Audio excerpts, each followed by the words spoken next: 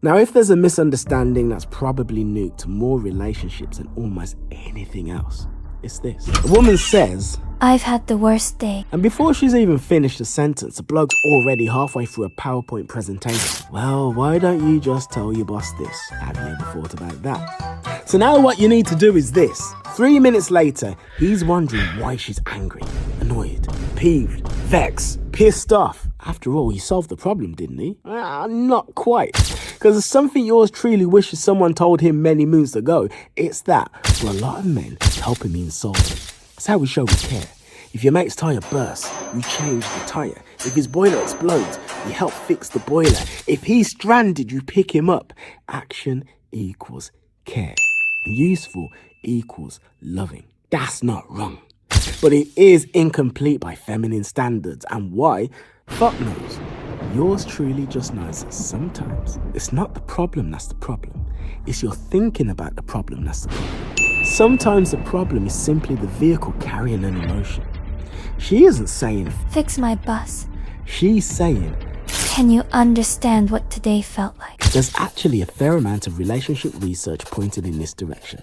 Psychologist John Gottman, who has spent decades studying couples, has found that partners who consistently respond to each other's emotional bids for connection tend to have stronger relationships over time. Now notice what he didn't say. He didn't say that the happiest couples solve every problem. He said that they respond to one another. They turn towards each other. That's different.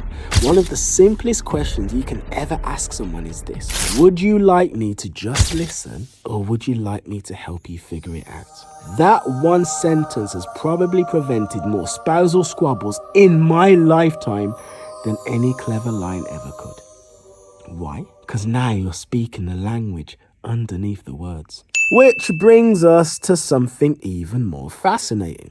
Most men are looking for signals of a woman's unbridled interest. One signal, one magical sign. She touched her hair, she smiled, she laughed at my joke. Brilliant. One signal means almost nothing. Human beings are messy. One smile could tell you she's being polite. One glance could tell you she recognizes you from the gym. One laugh could simply mean your black ass was actually funny for once. Miracles do happen. What matters is clusters, eye contact, then another glance. She keeps facing you. Her feet are pointed towards you. She asks questions. She remembers something you said. She finds reasons to continue the conversation. Now, you're no longer looking at isolated behavior. You're looking at a pattern. Our brains are brilliant pattern recognition machines. Look for clusters. Also, the single greatest answer to the question of whether or not a woman likes you is she still around? Women vote with their feet. And if she's choosing to stand next to you when she could be anywhere else, or spend hours alone with you when she could go or be anywhere else, she likes you. Now, here's something I think almost nobody explains properly. People often talk about confidence, but I think confidence is the wrong word. The word I would use is congruence. Congruence simply means everything matches.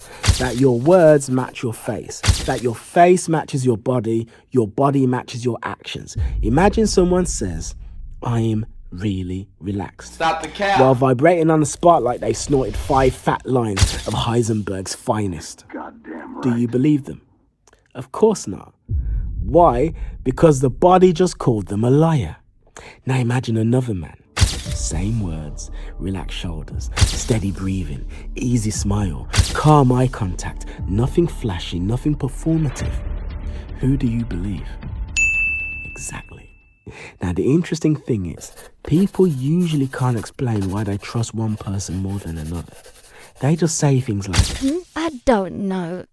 He just seemed genuine." That's congruence. And women are insanely good at picking up on it. They're congruence detection machines. By the way, this is why watching videos like this isn't always enough. Understanding something intellectually is one thing. Actually embodying it from the heart and soul is another entirely. I have worked with men who could explain every dating theory under the sun. They knew the psychology, they knew the body language, they knew the books, and then a beautiful woman walked by, and suddenly they developed the conversational abilities of a broken vending machine. knowledge isn't the same as embodiment. If you would like my help becoming calm, confident, and genuinely good at forming connections with women, not through tricks, but by changing the way that you naturally show up, link on the screen and in the description. Thank you, Ray. No. Let's talk about one of the biggest misconceptions in modern dating, which is leadership. Loosely put, the internet has absolutely butchered this word. Apparently, according to some corners of YouTube, leadership means, as the rapper Giggs would say, talking the hardest, ordering niggas around, never admitting that you're wrong, and walking around looking like you just swallowed a kettlebell. But in reality, the strongest leaders I've ever met rarely needed to announce that they were leading. They simply created certainty. They stayed calm when everyone else panicked. They made decisions when everyone else hesitated. They took responsibility when everyone else looked for someone else to blame. That is hashtag leadership, my amigo. And you know what? It's very attractive to the opposite sex. Research consistently finds that on average, women place greater emphasis than men on qualities such as confidence, competence, ambition, social status, and elevating long-term partners. And you know what this means? It means that attraction isn't a moral judgment. It's a psychological one. The real question most women are asking, often without realizing, isn't, Is this man perfect? it's, How do I feel around him? because the hidden language has never been about words. It's the emotional experience someone has in your presence. And once you understand that, everything begins to change. Why? Because in the final part, we're going to look at why your lifestyle speaks louder than your mouth ever can. Why the calmest man in the room is often the most attractive. And why this hidden language has been hiding in plain sight all along.